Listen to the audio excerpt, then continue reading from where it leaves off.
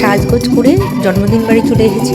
আর দেখো জন্মদিন বাড়ি, এটা বাইরের লুকটা, আর যার জন্মদিন তার ছবিটা বাইরে দিয়েছে। দেখো কত সুন্দর দেখতে থাকে। আর এর ভিতরটা হচ্ছে এরকম বেশ লাইটিং করেছে, খুব সুন্দর করেছে, প্যান্ডেলটা খুব সুন্দর সাজিয়েছে। আর এখন আমরা চলে যাবো একটু টিফিনের দিকে। তো এখানে চিকেন বল করেছিল, আমরা একটু চিকেন বল নিয়ে খেয়ে নিলাম। আর এখানে ছিল ফুচকা, বড় বড় ফুচকা, এগুলো বেশ ভালোই লাগে।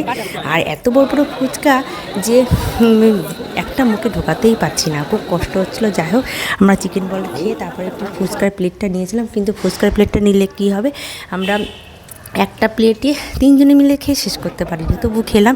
যাই হোক, এখন চলে আসলাম আমরা বার্থডে গার্লের কেক কাটার দিকে। আর এখানে দেখো ডেকোরেশনটা কত সুন্দর করেছে।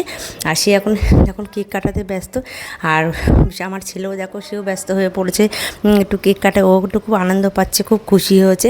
তো এখন দেখো কেক কাটার পর্ব চলছে। আর তারপরে কেক কাটা শেষ হয়ে গেলে আমরা চলে আসলাম খাবারের দিকে। তো আমরা এখন বসে পড়েছি খাবারের দিকে, রাতও হয়ে যাচ্ছিলো অনেকটাই। আর এটা ছিল খাবারের মেনু।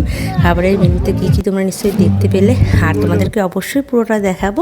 আর দেখো এখানে বেশ দিয়েছিল অনেক কিছু, আমি ফার্স্টে নিয়ে নিই, যেহেতু আমরা খাইনি বলে ওগুলো নেওয়া হয়নি। তারপরে এখানে পোলাও নিয়েছিলাম, খাসির মাংস ছিল, আর ওদিকে তো গন্ধরাজ কাতলা ছিল। তারপরে একটা ইঁচড়ের একটা কোপ্তাকারি করেছিল, সেটাও একটু নিয়েছিলাম। তারপরে ছিল চাটনি, পাঁপড়, আর তার সাথে একটু মিষ্টিটা ছিল, আর রসগোল্লা ছিল। রসগোল্লা খাইনি বলে আর নেওয়া হয়নি।